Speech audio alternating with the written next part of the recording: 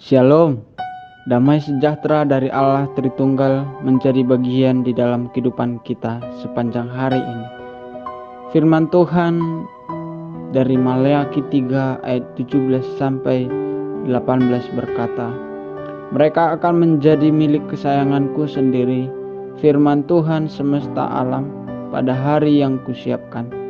Aku akan mengasihani mereka sama seperti seorang menyayangi anaknya yang melayani dia.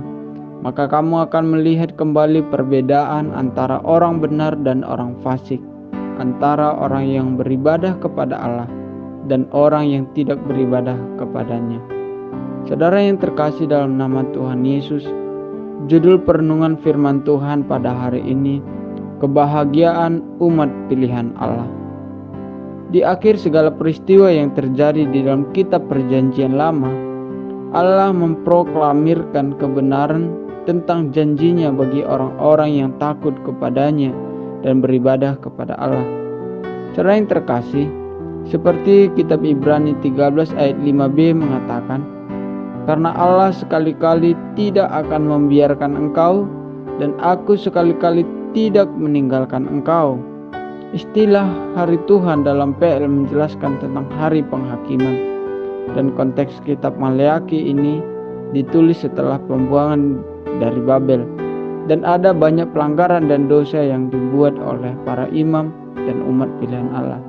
Tetapi dalam firman Tuhan ini ada dua letak kebahagiaan umat pilihan Allah meskipun mereka telah melakukan kejahatan.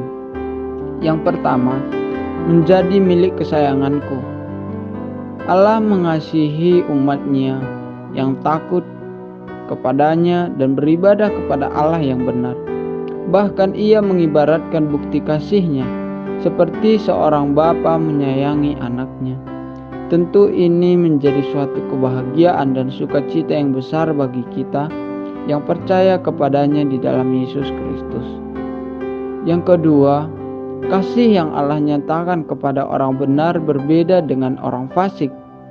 Kasih Allah juga berbeda antara orang yang beribadah kepadanya atau orang yang tidak beribadah kepadanya. Hal itu dinyatakan melalui pengorbanan Yesus di kayu salib.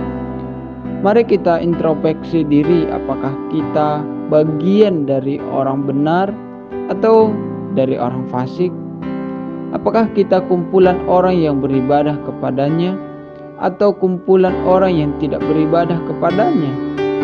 Jadi saudara yang terkasih dalam nama Tuhan Yesus, mari kita merenungkan kasih Allah bagi hidup kita dengan cara cross check hidup kita, bahkan tindakan kita selama 3 bulan yang lalu, sehingga pengorbanan Yesus Kristus menjadi kebangkitan dan pemulihan bagi hidup kita.